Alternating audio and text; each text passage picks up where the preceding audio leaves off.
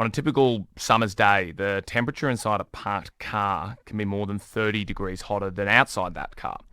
That means on a 30-degree day, the temperature inside a car can reach over 60 degrees Celsius. So it's a deadly level of heat, and KidSafe Australia data shows that more than 5,000 children are left in cars across the country each year. It's more than 5,000 children. And North Queensland father Peter Black knows all too well just how dangerous this can be. In November last year, his 3-year-old daughter, Rylee Rose Black, died after she was left in the back seat of her mum's car on a hot day in Townsville. And now Peter is pushing for changes that he says will save the lives of other children. Peter Black, welcome to ABC Mornings. Thanks for being with us. Yeah, g'day, mate. Thanks for having me on this morning. Peter, can you tell us a bit about Rylee and what she was like? Yeah, mate. She was an absolute little cracker. She's a little ball of fun, and she's always up for a good time and getting up to mischief. And but she's a beautiful little girl and loved to cuddle and a kiss. And yeah, she's just a cheeky little bugger, but she's very sorely missed, mate. And yeah, we all doing it pretty tough without her. It must be so tough leading change like this when it's associated with such a painful memory in your life. What is it that makes you able to gather the strength and call for change like you're doing now? Yeah, look, after Rylee was killed, I was left feeling pretty angry and bitter about the whole thing, and I was, in waves of grief, and so I just thought I had to sort of channel my grief and try and bring some positive out of it, and let her leave a legacy in this world. She deserves to have had that opportunity to make the world a better place, and I feel like that was taken. And but this is I come to the realisation that if we stand up and stand together and say enough's enough, we're not going to let it happen anymore. We can actually do something about it. I've been aware of the risk of hot car death for a long, long time, and I never thought it would happen to me. And while Rylee wasn't in my custody on that day, it has happened to me, and that's what I'm trying to drum home to people, is that just because you don't think it's going to happen to you doesn't mean that it can't, because at the end of the day, you're not the only person looking after your children. It can be on a daycare school bus, and that's happened before, or it could be a family member or friend, or there's a million and one different possibilities where this could happen. And at the end of the day, we can't rely on people to not forget about the kids. So we have to put in an engineering control in place to make sure that it can't happen. And so this engineering control, it's a petition you've got, Peter, to make child detection systems mandatory in all new vehicles in Australia. So tell me about how that change could save lives. Yeah, absolutely, mate. So there's already technology out there on the market, and there's a few different levels of control. So there's a few different shops around town. You can go down and buy one today and put it in your car. There's a product that you can put in your child seat, plug it into your cigarette lighter socket, and it'll alarm you or remind you to check the back seat when the car's turned off. But that's not enough in my eyes. We want an external audible alarm. So there's some new cars that are coming out on the market with this fantastic technology using motion detection sensors in the cars. And that's what I'm after. I want every car on the road, school buses, utes, bloody SUVs, everything, every vehicle out there on the road should have one of these systems fitted. And Peter, in the work that you're doing to raise awareness about this technology, do you find people are kind of in the dark about it? They don't actually know that it exists?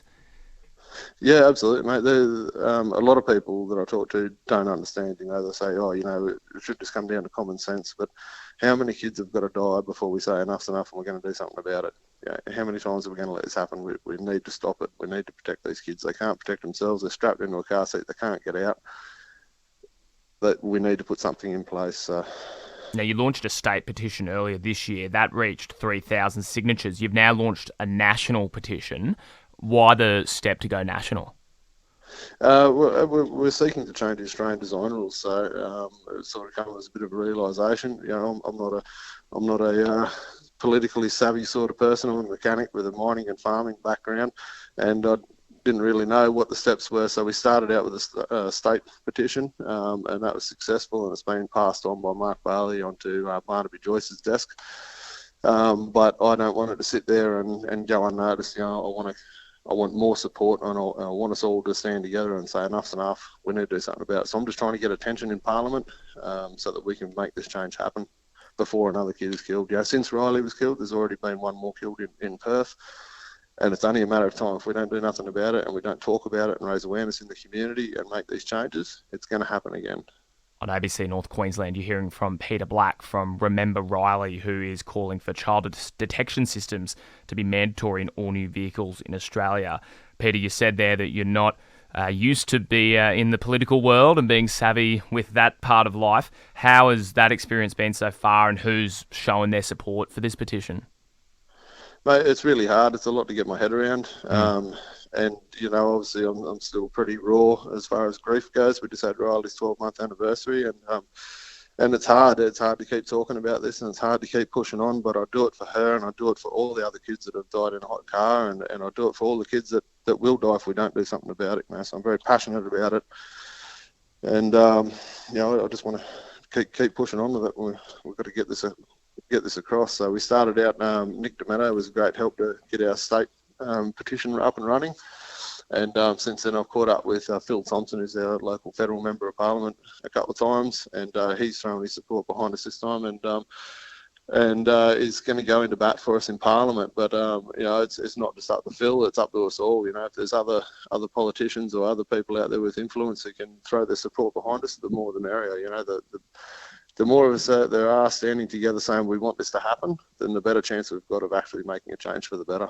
So how can we support you? How can people listening right now get behind the cause? Yep. If people could jump onto our website, which is www.rememberrylee.com.au. At the top of our homepage, it says new parliamentary petition. Click on that link and it'll take you to the petition website. It's a very quick process to get done. And then jump onto our Facebook page, Remember Rylee, and give us a like and a follow on Facebook, and just keep up to date of where we are. I'm doing daily updates at the moment along our petition journey, just to keep people in the loop and keep pushing people to share the message and encourage and have that conversation with their friends, family, work colleagues, everywhere you go. We've only got a couple more weeks to get this done. It closes 11:59 p.m. on the 29th of December. So we're running out of time, and we need everyone to jump on board and support us. Well, Peter Black, thank you for the work you're doing, and thank you so much for your time on ABC Mornings, and all the best with the petition and the calls for change as you go forward. Thank you very much for your time, mate. I appreciate it. Thank you, Peter. It's 17 minutes past 9 on ABC North Queensland.